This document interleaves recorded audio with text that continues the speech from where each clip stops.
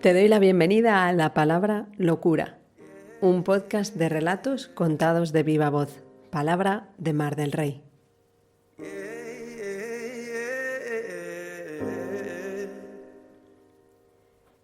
Este nuevo episodio lo dedico a los cuentos de la Alhambra, de Washington Irving. Un libro de viajes, un viaje interior, una recopilación de historias, una mirada hacia nuestro país, España, en el siglo XIX, desde la maravilla, la curiosidad, la imaginación y el sentido del humor, que el autor fue capaz de plasmar en un lenguaje maravilloso. Al igual que La Fortaleza, su novela está llena de historias que como fuentes cantarinas te inspiran para contarlas. Finalmente, yo me decidí por contar en este podcast la leyenda del astrólogo árabe, una curiosa historia de un triángulo no muy amoroso entre un rey, un astrólogo y una cristiana cautiva. Y como en cada episodio, contamos con La locura que cura, contada por la fotógrafa Ana J. Revuelta, a la que tuve el honor de conocer en la visita guiada de la exposición Ellas ilustran botánica, de la que era comisaria junto a otras 3 compañeras. Ana también trabaja como profesora y coordinadora del grado en diseño en la Facultad de Bellas Artes de la Universidad Complutense de Madrid. A esta exposición me llevaron de alguna forma Beatrix Potter y este podcast. Si todavía no sabes por qué, escucha los capítulos anteriores, y si ya lo sabes, gracias por seguir ahí. Este mes, la locura dominó un poco más, y las palabras se volvieron un poco locas, por lo que disfrutas del podcast de mayo a principios de junio, así que además de historias, te regalo un viaje espaciotemporal.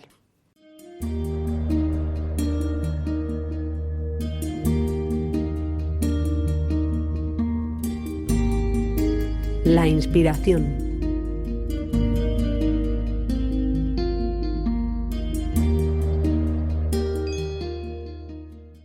Cuentos de la Alhambra. ¿Me creeríais si os dijera que la última vez que visité la Alhambra era de noche y en el silencio de un patio pude ver cómo le ponían un pijama a un león? ¿Os parece una historia verdadera? Si alguien duda de mi palabra, puede preguntarle a Laura, mi pareja, quien me acompañaba en ese viaje. Habíamos sacado entradas para visitar la Alhambra de noche, nosotras junto con un centenar de personas. Yo intentaba quedarme de las últimas para disfrutar en silencio de los espacios, sin pasos, fotos o ruidos, para intentar recrear en mi imaginación cómo sería vivir allí hace algunos siglos. Éramos la última visita del día, y los de seguridad cerraban el grupo e iban barriendo hacia afuera. Aún así, pudimos tener algún momento de calma. Fue en el patio de los leones donde era fácil quedarse entre columnas y esconderse de los seguratas que iban animándote a irte para irse ellos también. Nos escondimos entre las sombras y de repente escuchamos cómo los de seguridad decían que iban a ponerle el pijama a los leones. Como en ese momento no les veíamos, parecía alguna broma, pero nos asomamos y vimos que llevaban una especie de funda que entre varios le colocaban a la fuente de los leones para pasar la noche. Durante ese viaje me llevé mi libro de los cuentos de la Alhambra para disfrutar de algunas de sus historias antes de dormir. Yo lo había leído y lo había llenado de señales, páginas dobladas, algunas frases subrayadas. Todas ellas eran caminos hacia narraciones que me gustaría hacer en un futuro. Algunas de ellas las voy a hacer hoy para ti. Antes, para mí este libro era como las botellas de las casas colgantes de Cuenca. ¿Sabéis? Esas que tienen forma como de casas colgantes de Cuenca que hay en todos los bares españoles, pero nadie ha probado. Pues yo el libro lo tenía en mi estantería, como supongo que mucha gente. En realidad había 2 ejemplares y yo no me había dado cuenta. Uno lo guardaba con los libros de cuentos y el otro con los de viajes. Y de todas formas no me había leído ninguno. Su lectura fue un gran descubrimiento. Lo que yo creía que era un libro de relatos, en realidad resultó ser la historia del viaje que hizo el autor durante el siglo XIX, llena de opiniones, descripciones y relatos sobre el carácter de los españoles y los habitantes de la fortaleza. Cuando Washington Irving visita la Alhambra, está abandonada y algunas familias de pocos recursos aprovechan su refugio para vivir allí. Inicia su viaje en 1829, acompañado por un amigo que trabaja para la Embajada de Rusia. Cuando llegan a Granada, van a presentar los respetos al gobernador y se da una situación que os voy a leer con sus propias palabras. Así veremos el tono cercano y a la vez divertido que tiene el autor. Saludamos al gobernador de la Alhambra, en visita de respeto, y al entregarle las cartas de presentación que traíamos para su autoridad, le expusimos con entusiasmo nuestras impresiones de lo que habíamos visto, y le manifestamos nuestra sorpresa por el hecho de que residiera en la ciudad cuando tenía aquel paraíso a su arbitrio y complacencia. Obedecía, nos dijo, a evitar la embarazosa situación del palacio, distante de la vida oficial, social y de negocios de Granada, con la que el gobernador del castillo debía hallarse en continuo contacto.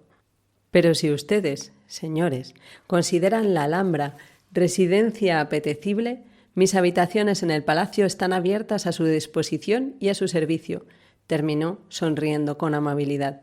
Es detalle indispensable de cortesía en todo español ofreceros su casa.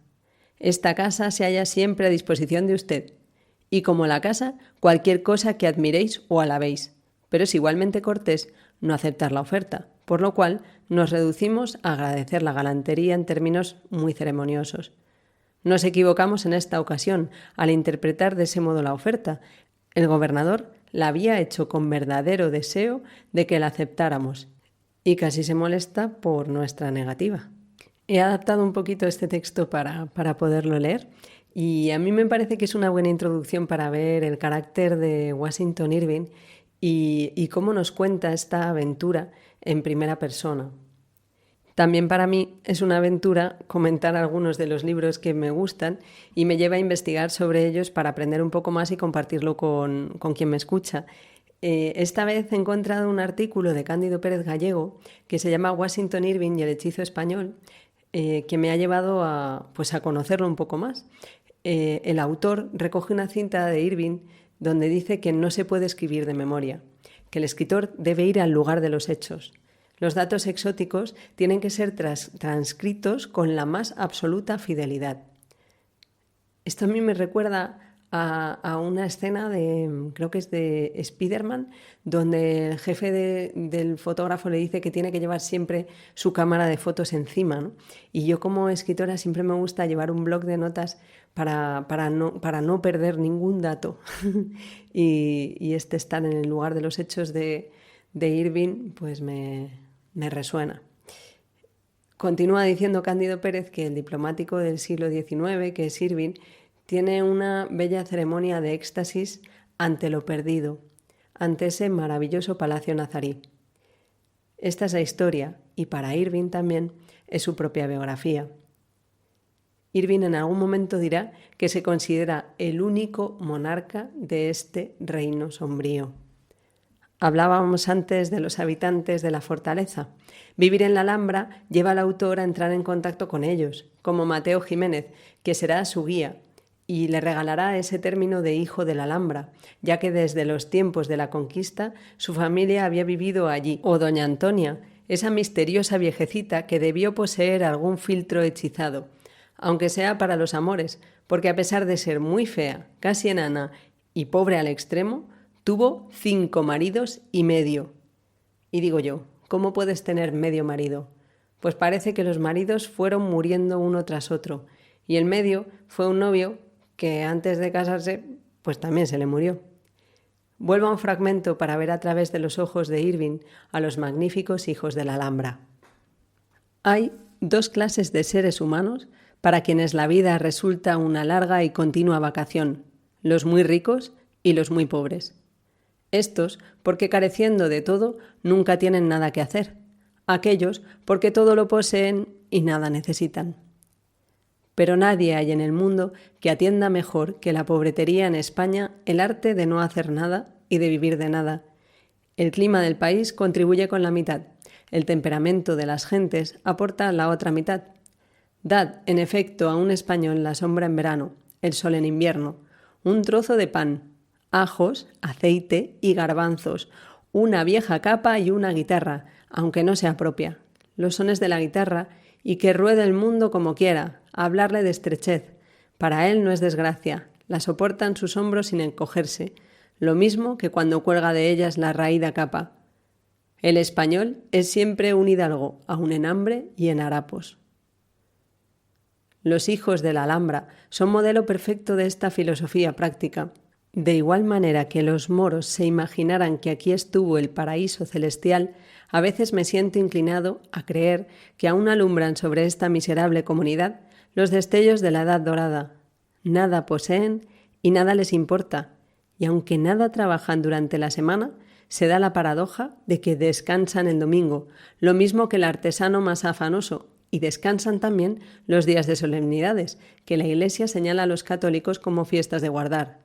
Jaraneros por naturaleza y por afición, acuden a todos los festejos de Granada, encienden lumbraradas en los collados y altozanos las vísperas de San Juan, y bailan en las noches de luna al tiempo de recogerse las mieses de un campo situado en el recinto de la fortaleza, campo que apenas rinde contadas fanegas de trigo.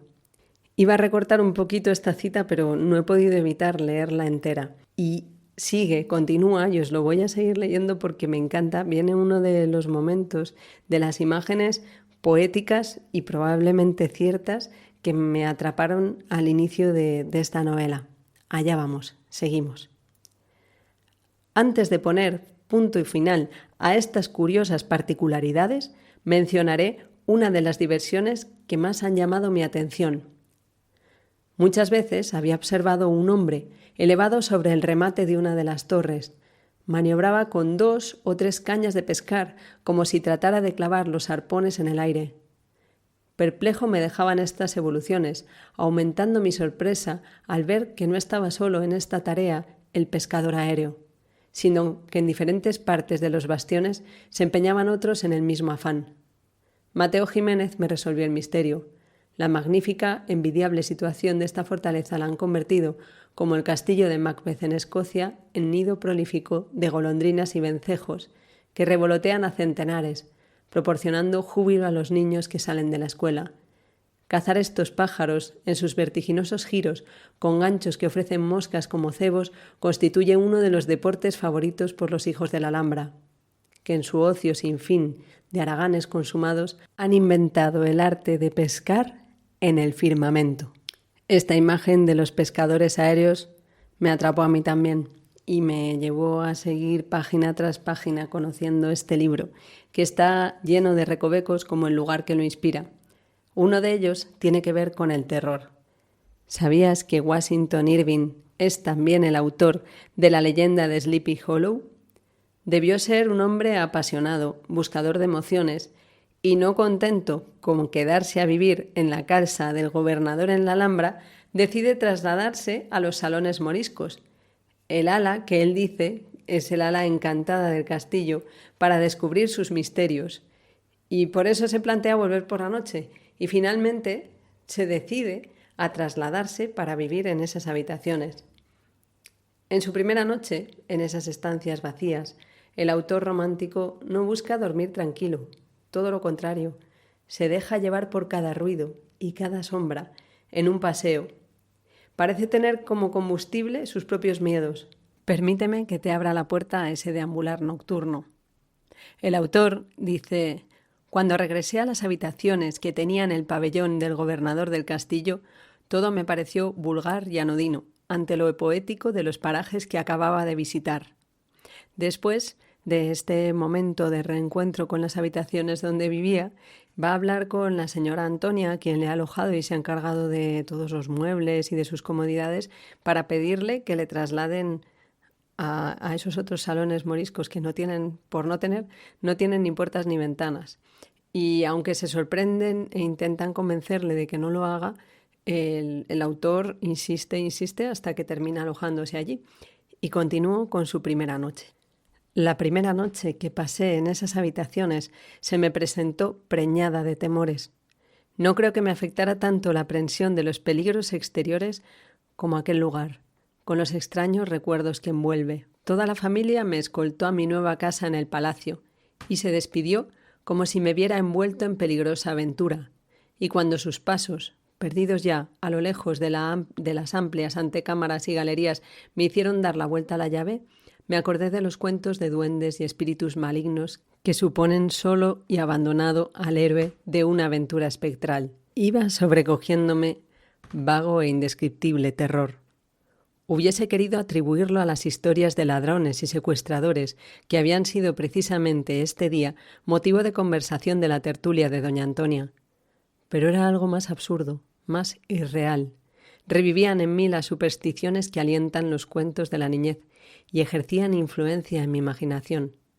Me parecía que todo cuanto me rodeaba y todo cuanto acogía mi ánimo se hallaba bajo aquella impresión. Hasta el susurrar del viento entre los limoneros que se alzaban debajo de mi ventana parecía hablarme de algo siniestro. Fijé los ojos en el jardín de Lindaraja. Las arboledas se perdían en un golfo de sombras. Los sotos eran formas indistintas y espantosas. Cerré la ventana, creyendo encontrar alivio a mi ánimo. Imposible fue, porque el aposento estaba infestado, no solo con mis pensamientos, sino con el ambiente. Sentí algo que rondaba sobre mi cabeza, un murciélago que acababa de salir de los artesonados rotos del cielo raso.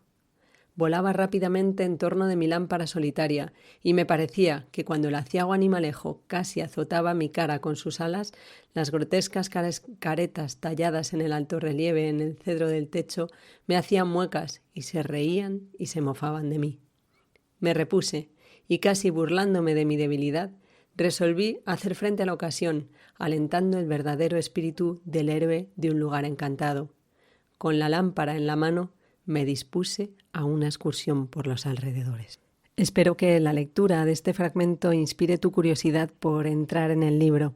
Te invito a descubrirlo, pasando página tras página y haciendo el recorrido a su lado. En los cuentos de la Alhambra vamos compartiendo cada uno de los días que el autor pasó en la fortaleza, y lo saboreamos porque sabemos que esos días van a tener un final. Washington Irving los compartió con su guía, Mateo Jiménez, más por voluntad del segundo que por la del autor. Aunque después descubre que éste conoce muchas historias de tesoros, misterios, aparecidos de la Alhambra, que él considera ciertas sin ninguna duda. Como ocurre con la historia de la cueva oculta en medio de Sierra Nevada. En la cueva había una olla de hierro. La olla estaba tapada y todo el mundo sabía que dentro de la olla había monedas de oro, aunque no podían abrirla, por un encantamiento de algún moro. Un día, un hombre se acercó con un crucifijo y la tocó. En ese momento, la olla desapareció para siempre. Mateo afirma que esta historia es cierta, y lo dice así porque su abuelo lo había visto. Cuando Washington le pregunta qué es lo que vio, le dice, vio la olla. Y Mateo le dice, no. Le contesta muy serio que lo que su abuela había visto había sido la cueva. Y claro, aparte de todo esto, el libro tiene un encanto, los cuentos. Esos cuentos que nos traen historias de reyes moros, de la construcción de la Alhambra, de ejércitos encantados y palacios subterráneos, mujeres cautivas, amores prohibidos, tesoros escondidos desde hace siglos.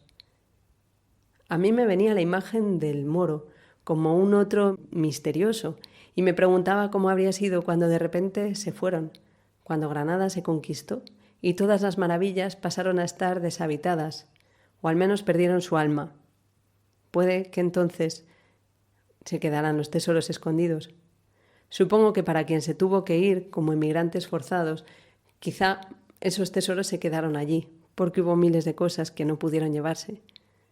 Pero también imagino que esa España era una tierra de fronteras compartidas, de intercambio, de mestizaje, donde el mundo de un lado no sería tan desconocido para la gente del otro. Muchas de las historias hablan de fronteras, de princesas cristianas que se encaprichan con príncipes moros y de príncipes moros que se encaprichan por cristianas. El amor, como la vida, no conoce fronteras. Continúa Cándido Pérez Gallego en su artículo diciendo que el mundo español que Washington Irving descubre tiene algo de realismo mágico. Parece una anticipación a lo que harán muchos escritores posteriores. La magia de Irving no destruye el objeto que contempla. Boabdil pierde su reino y su paraíso, pero lo recuperará un americano curioso por las costumbres árabes. El autor encontrará en la Alhambra una necesidad de cobijo, de refugio. La fortaleza le tiende su apoyo y su ayuda al peregrino apasionado. Después serán sus historias las que cobijen a quien las lea. Quizá te cobijen a ti. Yo las descubrí en el confinamiento y me abrieron muchas puertas a la imaginación, la ensoñación y el descanso. Te advertí al iniciar este podcast que en esta ocasión la locura ha gobernado la palabra y ha habido tantas historias que me han ido surgiendo al tirar del hilo que a veces resultaba difícil seleccionar lo que quería contarte. Mi intención es abrirte una puerta a este maravilloso libro. Yo he elegido una de sus puertas y esta es La leyenda del astrólogo árabe. Hubo hace muchos años un rey en Granada llamado Abenjabud. Este rey en su juventud fue un gran combatiente y tuvo muchas batallas y conquistas, pero ya estaba entrado en años y lo que realmente deseaba era retirarse. Pero ocurrió que en los reinos vecinos ya reinaban los hijos de los reyes a los que él había derrotado en anteriores ocasiones. Y estos sí tenían ganas de guerra, así que el rey, aunque tenía tanto deseo de retirarse y por fin descansar, se veía obligado a batallar y batallar sin parar. Entonces ocurrió que llegó a la corte un sabio. Algunos decían que era un médico, otros decían que era un astrólogo, otros hablaban de un mago. Este hombre era un hombre muy viejo, tanto que su barba blanca le llegaba hasta la cintura y tenía la cara cubierta de arrugas. Decían que había venido caminando desde Egipto, solamente apoyado en un bastón cubierto de jeroglíficos que siempre llevaba con él. El hombre se llamaba Ibrahim ibn Abu. Bueno, pues este hombre entró a formar parte de la corte del rey, y el rey estaba encantado de tener un médico cerca, dada su edad, pero con el tiempo se convirtió en uno de sus mejores consejeros. El mago se instaló en una cueva al pie de la colina donde ahora mismo está edificada la Alhambra, pero en ese momento era solo una colina, y el rey le mandaba llamar cuando tenía cualquier inquietud. Un buen día le confesó que estaba cansado de las continuas invasiones de sus enemigos. Además, al estar situada Granada en una zona tan montañosa, era muy difícil verlos llegar y continuamente se sorprendía con la ciudad amenazada por un ejército y otro. Entonces, el sabio le dijo que él podría librarle de los enemigos si le daba su confianza, pues él conocía la magia de los egipcios y había tenido acceso al libro de la sabiduría de Salomón.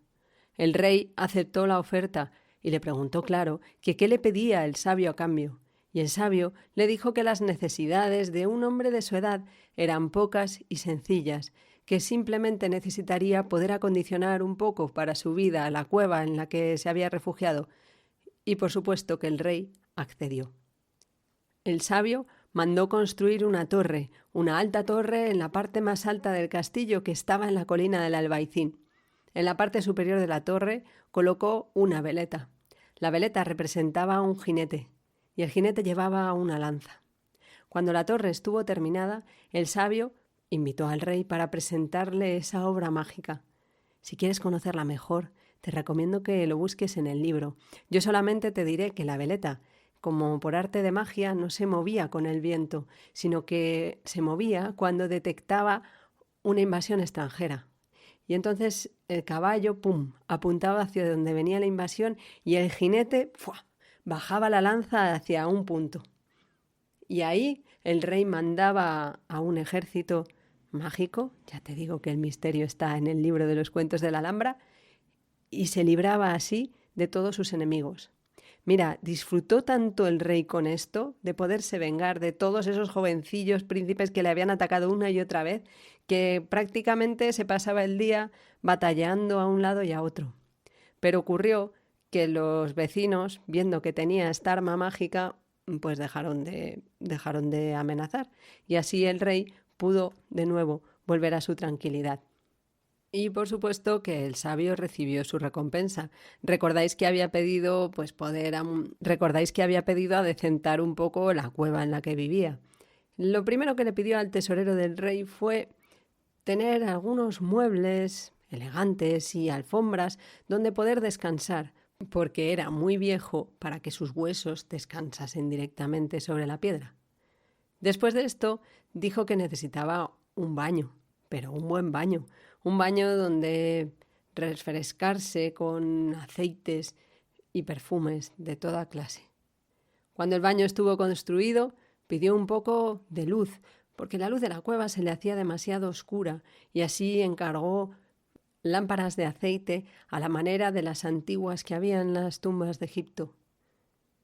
Hubo un momento que el tesorero fue a quejarse al rey y decirle que iba a acabar con todas las existencias que tenían, con todas las riquezas del reino, si seguía dándole pues cosa tras cosa a ese viejo que parecía no tener fin en sus peticiones.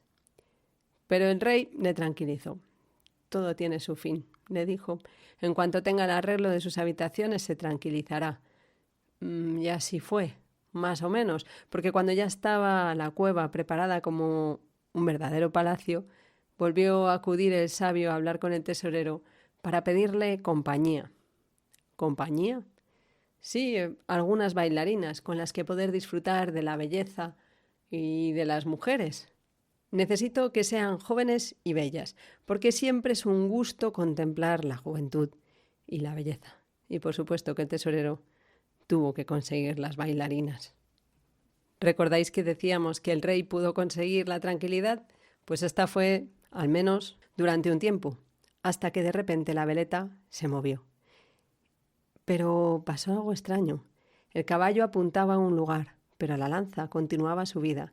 Así que el rey no entendía muy bien qué quería decir en este caso esa amenaza. Mandó un destacamento a explorar la zona que señalaba el jinete, y estos anduvieron mucho tiempo buscando sin encontrar ningún ejército enemigo, hasta que por fin encontraron algo, y volvieron con una cautiva. Y así le contaron al rey que no habían encontrado ningún ejército, ni restos del mismo, pero sí a una mujer cristiana, y la habían traído cautiva, y era una mujer de extraordinaria hermosura. Abenjabuz quiso enseguida conocerla y mandó que la trajeran a la sala del trono. Aquella mujer era de impresionable belleza, tenía la piel blanca, los ojos negros muy oscuros. Su pelo era negro y brillante, color azabache, y entrelazado en sus trenzas llevaba un conjunto de perlas blancas que le daban todavía más fuerza a su mirada. La frente estaba cubierta con una corona de joyas, y al cuello llevaba una cadena de oro de la que colgaba una lira de plata. El rey se quedó maravillado de la belleza de aquella mujer, que además tenía un porte altivo y se veía claramente que era alguien de la nobleza cristiana. Cuando el sabio la vio, rápidamente advirtió al rey. Probablemente su veleta quería transmitir el peligro de esa mujer, porque se le veía claramente en los ojos, en el porte y en su estar que conocía los embrujos. Vamos, que podía hacer magia y que podría suponer una amenaza para el rey. El rey, como si no oyera una sola palabra de lo que le decía su consejero, le preguntó a la mujer quién era y cómo se llamaba, a lo que ella contestó que era la hija de un rey cristiano, que su ejército había quedado destruido como por arte de magia. Así su padre y el ejército habían desaparecido, y ella ahora era una cautiva. El mago volvió a la carga. «Cuidado», le dijo al rey. «Veo en sus ojos que es una hechicera del norte, capaz de hacer los peores sortilegios, majestad, y creo que ella es el peligro por el que os avisaba mi jinete». El rey no quiso escuchar. Le dijo al sabio que él podría saber mucho del libro de Salomón y de magia, pero no tenía ni idea de mujeres, y que él disfrutaba mucho contemplándola, contemplando su belleza y su compañía, así que no estaba dispuesto a entregársela. El mago insistió, diciéndole al rey que él había conseguido muchas victorias gracias a su ayuda, y ahora esto era lo único, ojito, lo único que le pedía. Pero Abenjabuz se mantuvo firme y el consejero se marchó bastante enfadado. Al rey no le importó mucho porque esos días fueron los días del amor y él disfrutaba dándole todo tipo de caprichos a la cautiva cristiana, que ella los miraba siempre con bastante frialdad. El rey le traía sedas, perfumes, joyas de todos los lugares y los puntos cardinales del mundo, a los que ella no reaccionaba. Era como si estuviera acostumbrada a que la agasajaran, teniendo en cuenta que era una princesa y probablemente también por su belleza.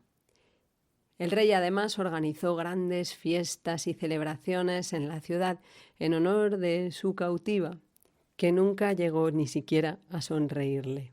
Y en las noches que el rey buscaba declararle su pasión, la cristiana sacaba la lira y comenzaba a tocar.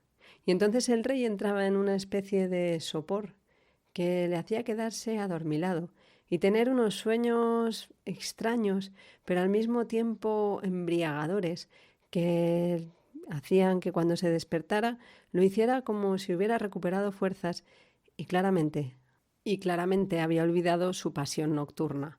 Y así ocurrió una noche después de otra, que el rey continuaba soñando, mientras Granada entera veía cómo la cautiva se reía de él, y además los tesoros se iban despilfarrando.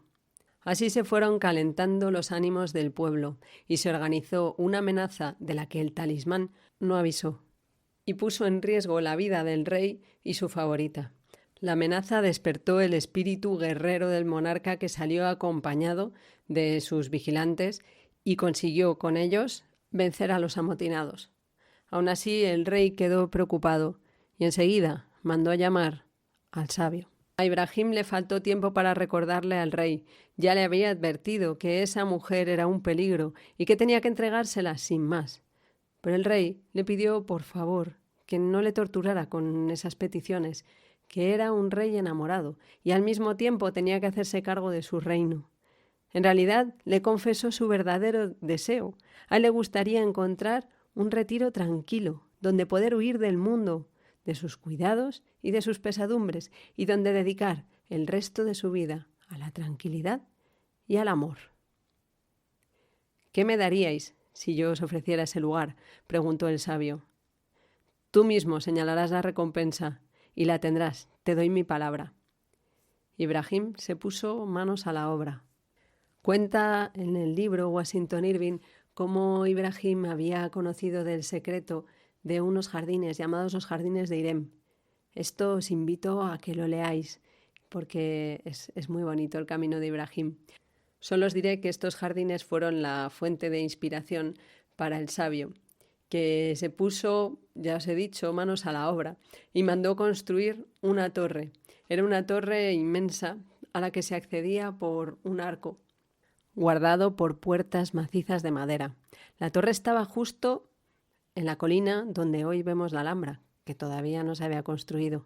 Como era de esperar, el sabio llenó toda la zona de jeroglíficos y símbolos egipcios que nadie era capaz de interpretar, y en la torre, en el primer arco, colocó una mano, que labró él mismo en la piedra, y en el segundo arco colocó una llave, los dos mágicos talismanes que protegerían el palacio invisible del rey. Luego volvió a su cueva y allá anduvo trabajando con sus jeroglíficos y sabiduría sin que nadie pudiera adivinar lo que estaba haciendo.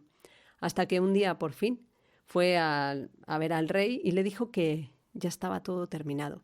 El rey se asomó desde su palacio mirando a la colina donde ahora está la Alhambra y lo único que pudo ver fue esa torre. No vio nada más, pero claro, el mago le dijo que era un palacio mágico, o sea que la manera de entrar no era al uso.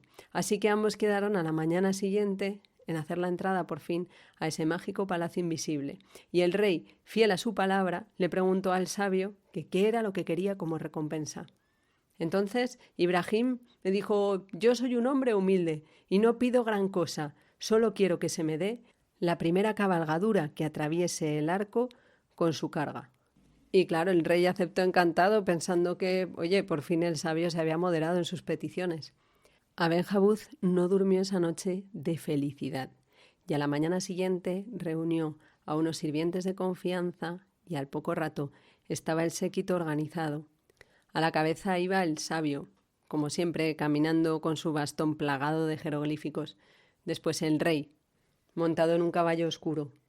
Después, la princesa cristiana, vestida con un traje blanco cubierto de joyas y cabalgando también un caballo blanco hermoso. Y después, el séquito que el rey había elegido. Así fueron subiendo por la colina hasta llegar delante de la famosa torre. Y cuando estaban allí, el sabio le explicó al rey que la torre era una puerta mágica y que solo verían el palacio magnífico cuando la atravesaran.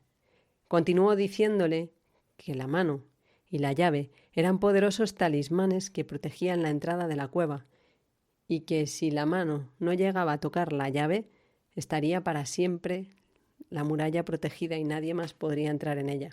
Pero mientras el sabio hablaba, la cristiana tuvo curiosidad y el caballo de la cristiana empezó a avanzar y avanzar hasta que cruzó y pasó por debajo del arco y se quedó ahí al otro lado de la torre. En cuanto el sabio lo vio, le dijo: «¡Ah! Ahí está, he ahí mi recompensa». El rey al principio pensó que le estaba gastando una broma, pero luego miró el gesto serio del sabio y le dijo: «No puede ser. O sea, me dijiste que era la primera cabalgadura con su carga. Mira, escoge la mula más fuerte y cárgala con lo más preciado de mis tesoros, pero no te pidas que te dé mi corazón». Pero el sabio se negó a aceptar la oferta del rey. Le dijo que la princesa le pertenecía por derecho, que así había sido la palabra del rey. La princesa permaneció silenciosa, con una media sonrisa, como si disfrutara porque esos dos hombres lucharan por ella. «Obedecerás a tu rey y señor», así le dijo a Ben-Jabud. Y el mago empezó a reír a carcajadas. Tú, mi rey y señor, tú quieres gobernar sobre mí, que conozco la sabiduría de Salomón y que he vivido más años de los que pudieras imaginar. Gobierna tu madriguera, que yo me voy a mi palacio». Esas fueron sus últimas palabras.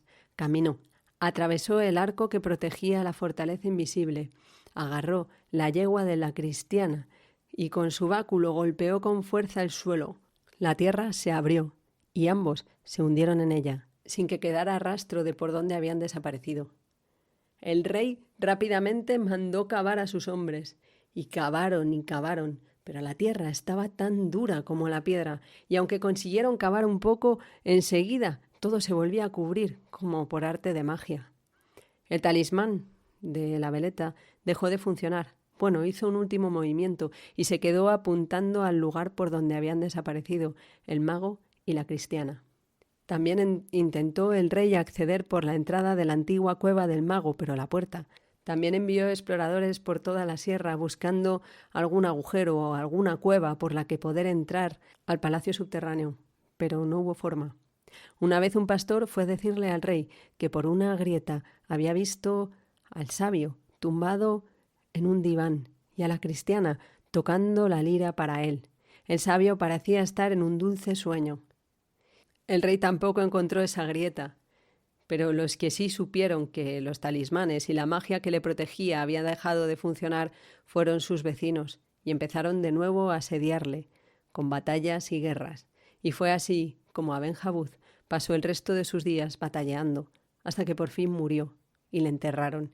Y pasaron muchos años, hasta que en esa colina se construyó la Alhambra, y la puerta que había hecho el mago quedó como la puerta de entrada. Es a la que llaman hoy día la puerta de la justicia. Allí está su mano y su llave, todavía protegiendo la entrada. Y lo que es curioso es que cuenta el autor que los centinelas que hacen guardia en esa puerta, ya sea de día o de noche, siempre parecen dormitar. Y es que parece que si te sientas en la puerta de la justicia y escuchas con calma, puedes escuchar una música que parece salir de entre medias de la roca, que te genera un sopor, como si todavía, en el interior de la montaña, una cautiva cristiana continuara tocando la lira de plata y un mago la tuviera cautiva en su sueño, y así continuarán hasta el día del juicio, a menos que ocurra algo y la mano empuñe la llave, deshaciendo así el hechizo de esta montaña.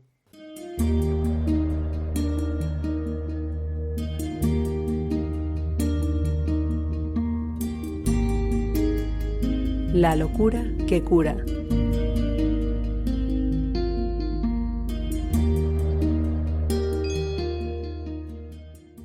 En 1999 yo tenía 19 años y acababa de terminar segundo de Bellas Artes. Allí me dio clase Cristina García Rodero, la gran fotógrafa de reportaje española y Todas sus experiencias, sus viajes, sus anécdotas hicieron que mis compañeros y yo tuviéramos desde entonces una pasión por la fotografía. Yo en concreto quería viajar y aproveché que se había terminado una relación de varios años para cambiar de aires y preguntarle a mi abuela si ella podía ponerme en contacto con sus hermanos que habían emigrado cuando eran jóvenes y allí ya pues habían rehecho sus familias y fueron mis primos segundos que me recibieron en el aeropuerto, me enseñaron Rosario y también Buenos Aires, y allí me di cuenta que aquello de Argentina era un país muy distinto a mi idea de Sudamérica, así que quería acercarme a las fronteras, conocer otros países de allí. Y fui a las cataratas de Iguazú, que era lo más fácil, lo más turístico, y conocer la trifrontera con Paraguay y con Brasil. Hice muchas fotos, pero tenía la sensación de que necesitaba más, así que estuve 37 horas seguidas viajando con autobuses hasta que llegué a la frontera con Bolivia y crucé a Tarija. Allí pasé la noche en la estación con puestos y muy contenta de haber sobrevivido a las curvas y los barrancos y la conducción por aquellas montañas. Entonces, a la vuelta pasé por la provincia de Jujuy con sus montañas de colores, y en Salta, ya bastante cansada del viaje, tuve que hacer un parón y me hablaron del tren a las nubes, que entonces era un tren carguero que solamente tenía un vagón de pasajeros que iba hasta Chile y volvía, y en aquellas maravillosas montañas encontré los que llamaban salares, las salinas más bonitas que he visto nunca, con sus cielos azules y su gente tan especial y tan acogedora. Y luego a la vuelta, otras 20 horas de autobús con la mochila llena de fotografías, con 5 carretes de negativos, 5 de diapositivas, y pues de todo aquel viaje solamente he sacado una foto que expuse allí en Buenos Aires hace poquito, y me está esperando ese proyecto para ser contado. Y llegamos al final de este podcast, un poco más loco, más extenso de lo normal, pero que también tiene su carrusel de recomendaciones. Por supuesto, te recomiendo que leas los cuentos de la Alhambra o los releas, porque están llenos de descubrimientos y porque te permiten ya ponerte a viajar a partir del mes de junio. Te dejo el enlace al artículo titulado Washington Irving y el hechizo de lo español, de Cándido Pérez Gallego. Lo tienes en la descripción.